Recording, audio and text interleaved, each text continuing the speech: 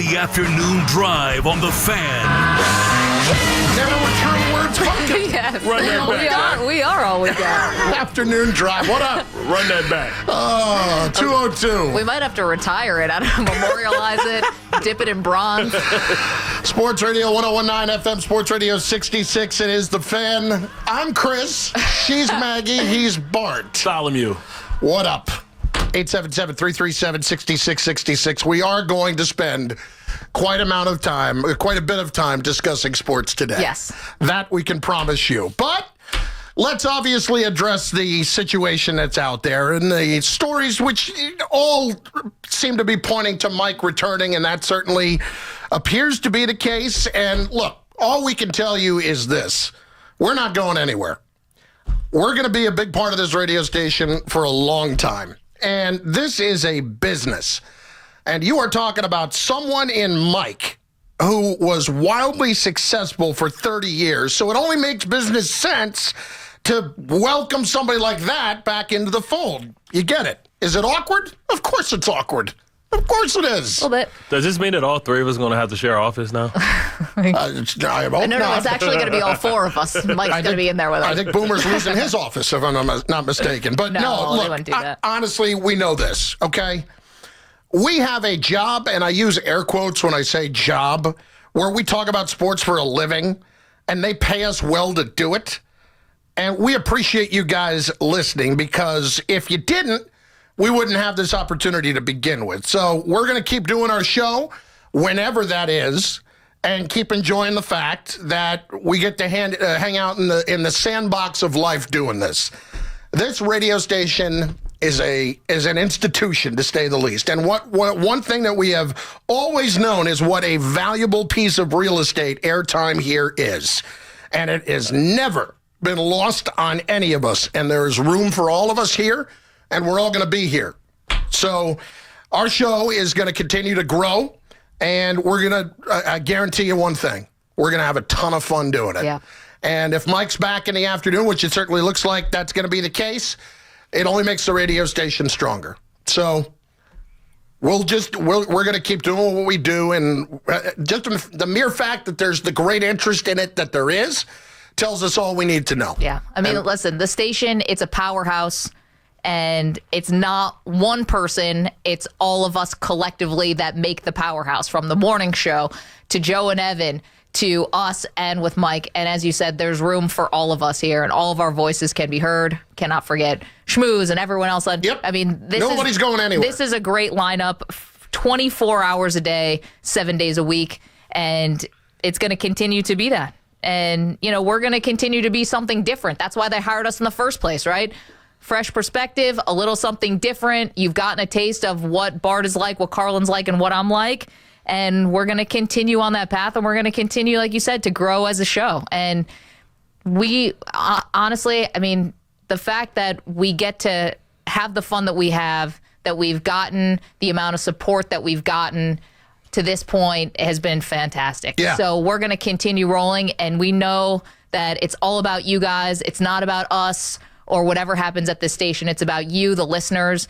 That's what we're about. That's who we care about. And we're going to continue to keep you number one.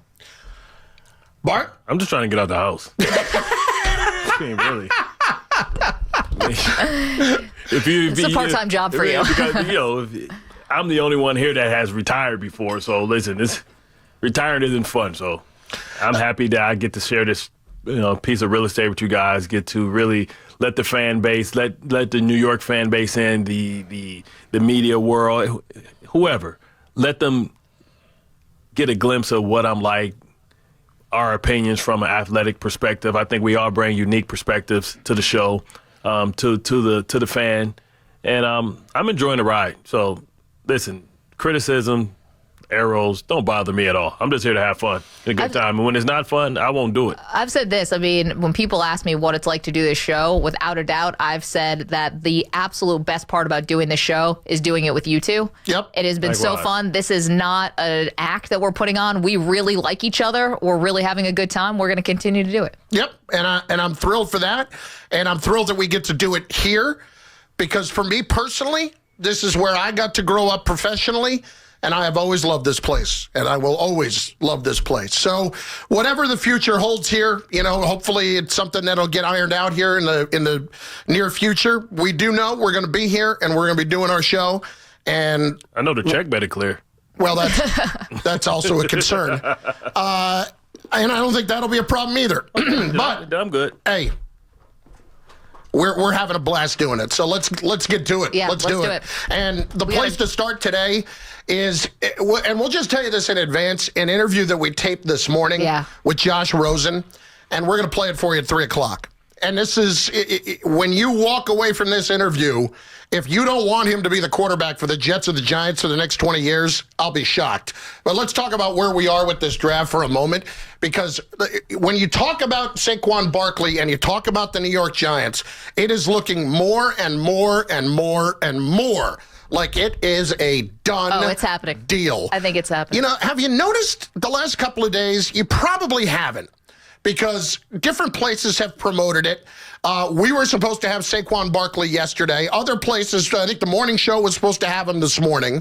Other places also were supposed to have him. On the network. Now, I know his wife or his girlfriend is due, and some of these a lot of these interviews were canceled. I don't know if it was because of that or if it was because of just laying low before the draft and all that. Which is usually not the case when you're a high prospect. Usually laying low is not what you do. And you heard Sam Darnold, Josh Rosen have been here the last 2 days, and we talked to them the last 2 days. And, it's interesting because Saquon Barkley really did open up his life to Sports Illustrated in a written piece and a video piece that's on SITV. They did a great job. And maybe it got a little too open. Maybe there was a little too much out there where, I don't know, if I'm a team that I'm going to draft him, am I saying, let's dial it back a little bit? And if so, you're taking money out of this guy's pocket potentially, which is probably not cool. But if you're going to say, hey, we're going to take you, we're going to draft you, then maybe you're willing, as if you're Saquon Barkley, to say, all right, I'll step off a little bit, and I will lay low. But generally, if you don't know where you're going, and usually this is a time where the draft picks can cash in and get a little taste of that early money, especially a guy who's going in the top 5 picks. And these, it's just so you know, like these kind of promotional interviews, it's easy cash for these guys. They get paid a ridiculous amount of money for working about an hour. And again, I say working and doing those interviews. So when waking up early. So laying low, I wonder in general if there is a whole feeling. Now, where that leads me to the Giants is this. What are they dealing with right now? Odell Beckham Jr. Exactly. Now, Saquon Barkley, if you know this kid, you know this is a great kid. Yes. This is somebody that is out there and wants to be as great of a player as he can and as good of a person as he can. And I think we've seen a lot of that. Not a kid that's getting in trouble, not a kid that's doing the wrong things. But as we talked about last week with that SI piece, he wants to be the face of the league. Yeah. And do you think that's something that the Giants particularly want to be hearing right now? Well, I think it goes to show that the young athlete who's coming up now out of the draft would probably rather model themselves after Odell Beckham Jr. than, let's be frank, than Eli Manning. Right. Like, that's the old guard. This is the new guard. This is him saying, I want 1 million Instagram followers. And he doesn't care if that turns you off because he's building a brand. And I don't blame him. And honestly, if I'm a team, I don't know why I'm getting in front of that. I don't know why I would be ever running interference on that. I would want him to want to be the face of the league. You want to know why? That means he's got eyeballs on him. He's going to be under a microscope, and he's okay with the pressure. That's what I want. Exactly. He's under the pressure to perform. And, you think about that. Can you have 2 of those on the same team? I believe yes. And, that's the great thing about New York. It's big enough to really, for everybody to thrive. It's enough for everybody to eat. When you talk about New York, the biggest market in the world, and him wanting to put those, lofty goals only is going to propel him to go as far as he can go. Now, he may not achieve those goals, but if you don't set them high, then, you're not going to run at that pace. You're not going to be able to, potentially be able to reach them. But with all the things that come out, and, we've been in this business, and I've been an athlete, my entire life, understanding that when these stories start coming out, it's some credibility to it, because now we're in the leaking era time frame of this whole process where, people lean on their sources and they're asking because everybody wants to break the story first. And so when you see this is where if it's smoke, it's fire. if I'm the Cleveland Browns, I have an opportunity because if I'm feeling that the Giants believe that they want to take Saquon Barkley, then I know I have the number one pick. That's saying that they don't believe in any of these quarterbacks. So if I'm Cleveland, I want to get what I want. I know that potentially at 4 is still going to be a quarterback there. Why not take Saquon Barkley first and then be able, the Jets are going to take one. And that number 2 spot, if the Giants don't decide to move out, is either going to have to take a non-quarterback in Chubb or potentially trade that pick to the Buffalo Bills. But at 4, you're still going to get one of the top 3 of the 4 quarterbacks. So you still can get both.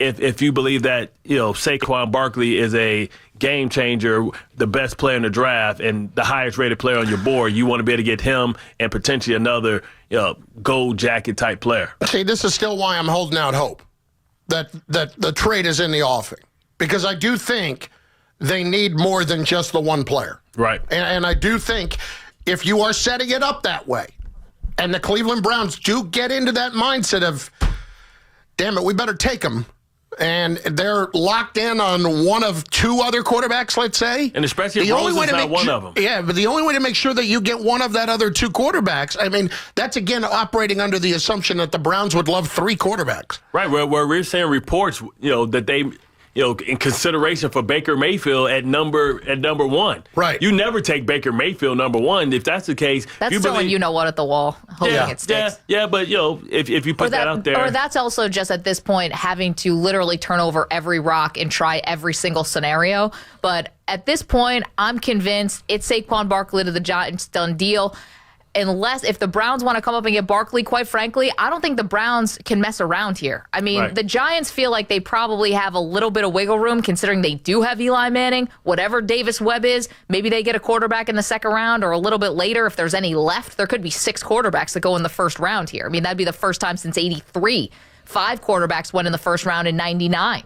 And maybe they feel like there's one later on, but you hear things like teams like the Patriots who are getting involved maybe want a quarterback. I mean, if the New England Patriots can find a diamond in the rough in this draft, how can the Giants say that they don't like any of these quarterbacks? To me, that's insanity. Exactly. If you have people like the New Orleans Saints who are looking for the heir apparent to Drew Brees, really, the Giants don't feel like they could develop a quarterback that they would want to take Saquon Barkley, even though you can get running backs later on the draft? This is my thing.